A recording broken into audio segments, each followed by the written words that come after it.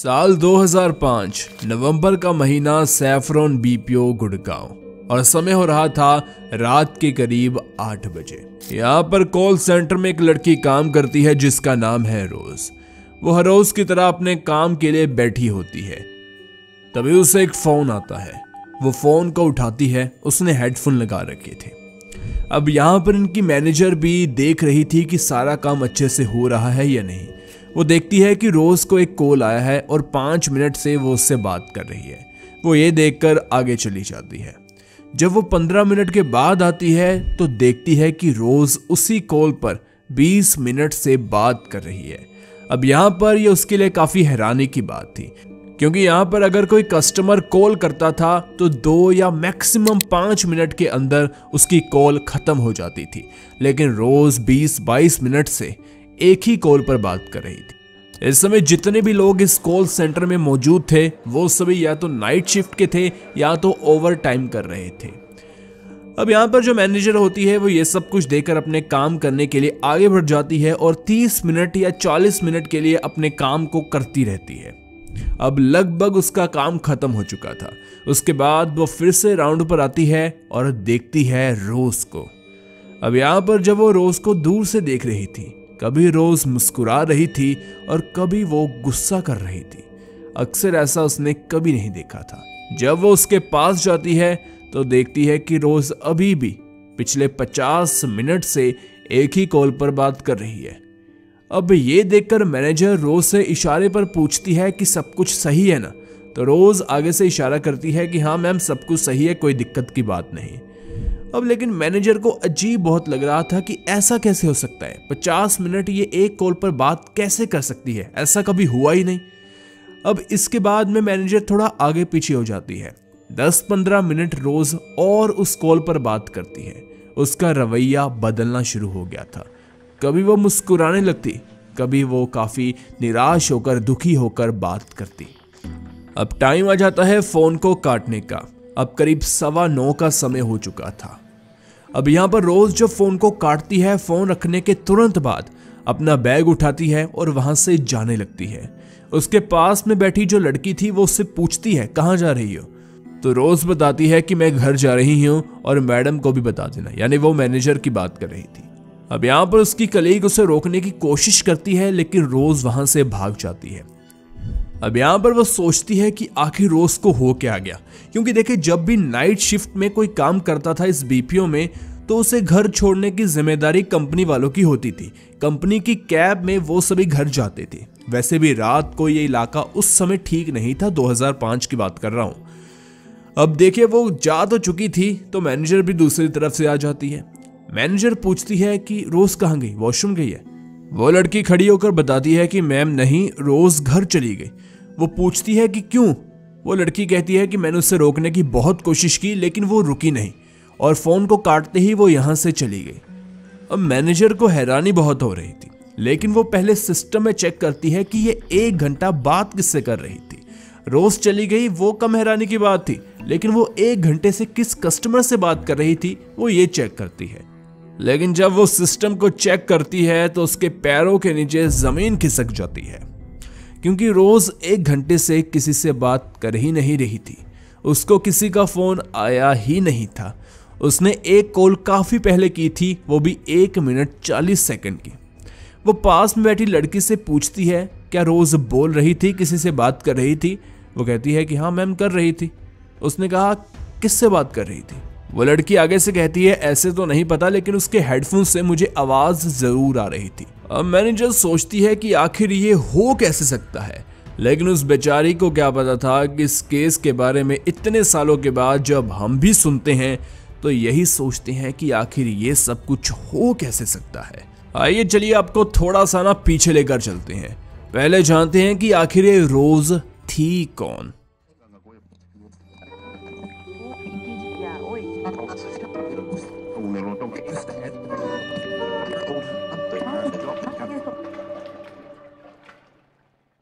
करीब 8 महीने पहले रोज इस कंपनी में काम करने के लिए आती है।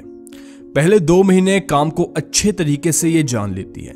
इस लड़की की उम्र 26 से 27 साल के बीच में रही होगी। इसने कहा कि ये गुड़गांव के बाहर की है और ये यहाँ पर किराए पर रहती है। अगर बात की जाए काम की तो ऐसा काम इस कंपनी में कोई भी नहीं करता था। देखिए, इसको यहाँ पर लगे 8 महीने हुए थे और 8 महीने में से 6 महीने से एम्प्लॉय ऑफ द मंथ का अवार्ड मिला। जो टारगेट्स दिए जाते थे उसे तो पूरा करती थी, और साथ में एक और अजीब बात इसकी ये थी कि रात के समय यहाँ पर कोई भी काम नहीं करना चाहता था। कई बार ये लड़की पूरी बिल्डिंग में अकेली नाइट शिफ्ट भी लगा लिया करती थी।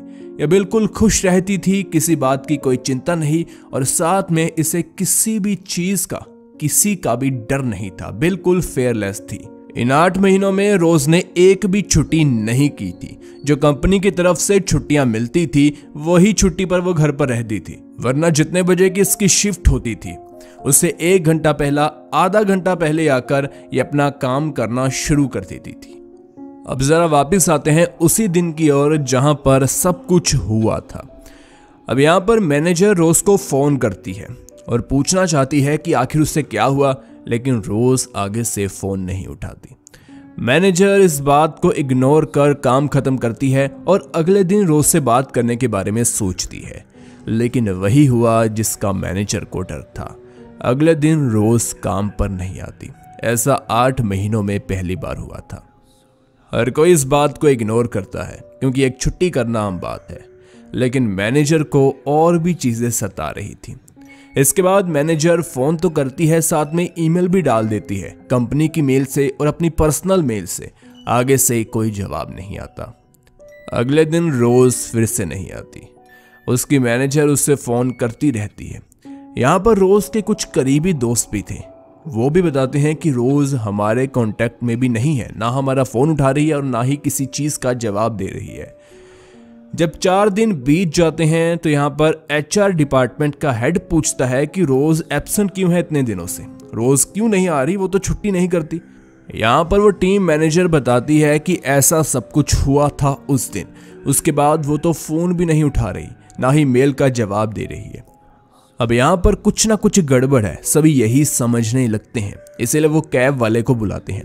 देखिए, शाम के समय जब रोज लेट हो जाया करती थी तो कैब वाला ही उसे छोड़ने जाता था, तो उसे एड्रेस रोज का पता था, इसलिए कैब वाला उसी जगह पर जाता है जहां पर रोज उसे अपना घर बताती थी। वो पहुंचता है और दरवाजे को खटखटाता है। दरवाजा खुलता है, अंदर 2 बूढ़े लोग बैठे होते हैं। ड्राइवर उनके पास जाता है और कहता है कि नमस्कार, मैं कंपनी से आया हूँ, और ऐसे बताता है कि मुझे रोज से मिलना है। वो पूछते हैं किससे मिलना है, बोलता है रोज। वो बूढ़ा अंकल कहता है वो कौन है। वो ड्राइवर कहता है कि वो हमारे यहाँ काम करती है, लेकिन वो आपके यहाँ किराए पर रहती है। बूढ़ा अंकल कहता है कि हमारे घर में 2 किराए के कमरे हैं और दोनों ही बंद हैं, हमने वो किसी को दिए ही नहीं। और रही बात रोज की, ना रोज अब यहाँ पर रहती है और ना ही पहले कभी रोज नाम की लड़की हमारे यहाँ पर किराए पर रहने के लिए आई है। यह सुनकर ड्राइवर हैरान हो जाता है, क्योंकि हमेशा उसने रोज को इसी घर के दरवाजे के बाहर छोड़ा और फिर रोज ने इसी घर को अपना घर बताया। खैर, ड्राइवर उस घर से बाहर आ जाता है और सीधा कंपनी में फोन करता है और वहां पर पूछता है कि ऐसा ऐसा मामला है, आप रोज का एड्रेस चेक कीजिए। जब वो रोज का एड्रेस चेक करते हैं तो वो वही एड्रेस था जिस घर में अभी ड्राइवर गया था। यहाँ पर वो सोचता है कि शायद प्राइवेसी की वजह से वो यहाँ पर उतर जाती होगी और फिर पैदल अपने घर चल जाया करती होगी, लेकिन भला वो कंपनी में अपना गलत एड्रेस क्यों देगी। आसपास के घरों में जो कंपनी के और 2-4 लोग थे वो मिलकर पूछते हैं रोज के बारे में, लेकिन रोज नाम की लड़की का किसी को कुछ नहीं पता था। मतलब कि उस एरिया में रोज नाम की लड़की रहती नहीं थी। मान लो कि वो ये जगह छोड़कर चली गई, लेकिन फिर लैंडलॉर्ड ये तो बताता कि यहाँ पर हाँ लड़की रहती है, लेकिन वो चली गई इस घर को छोड़कर। लेकिन हर किसी ने कहा कि रोज नाम की लड़की यहाँ पर कभी रहने आई ही नहीं किराए पर। अब सभी लोग सोचते हैं कि भला ऐसे कैसे हो सकता है।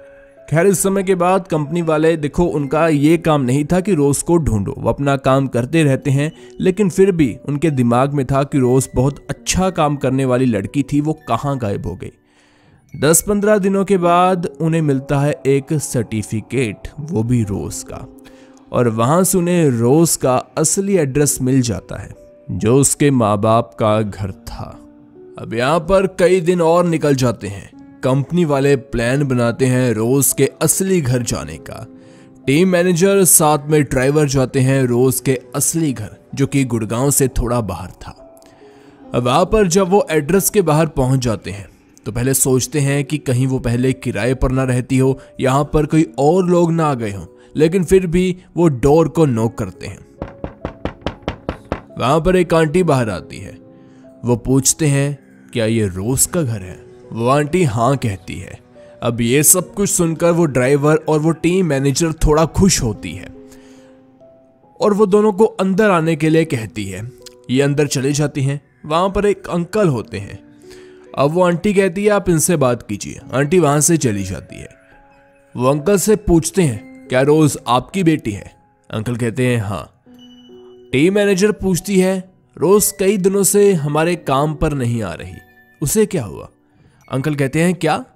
टीम मैनेजर फिर से कहती है कि रोज काम पर नहीं आ रही। यहाँ पर अंकल कहते हैं कितने दिनों से? और यहाँ पर टीम मैनेजर कहती है 15 दिन तो हो गए हैं। अंकल कहते हैं वो कितने दिनों से आ रही थी? टीम मैनेजर कहती है उसे 8 महीने होने वाले हैं।